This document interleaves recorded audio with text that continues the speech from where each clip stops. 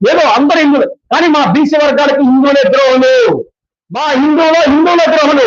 మాకు ముస్లింస్ ఎవరు అన్యాయం చేయట్లా, మా బీసీ వర్గాలు అన్యాయం చేసేది మొత్తం కూడా హిందువులే. హిందువులో ఉన్న ఓసీ వర్గాలకు సంబంధించిన వాళ్ళే మా బీసీ వర్గాల్ని సర్వనాశనం చేస్తున్నారు దేశంలో.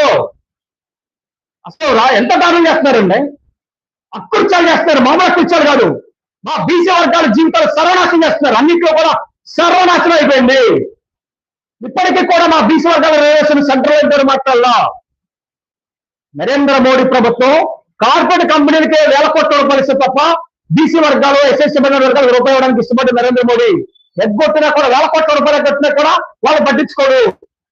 కానీ బీసీ వర్గాల్లో గనక ఎవడన్నా 1 లక్ష రూపాయలు 50,000 కనుక బ్యాంక్ ఇస్తే అవ్వాడికి నాశనం చేస్తారు, జీవితం నాశనం చేస్తారు. ఎందుకంటే డబ్బులు వాడికి కూడా మేము అందరూ కూడా కింగ్ ఫిషర్ విజయమాల్య వాడి ఇవ్వాల్సింది 9,000 కోట్లు అండి. 9,000 కోట్లు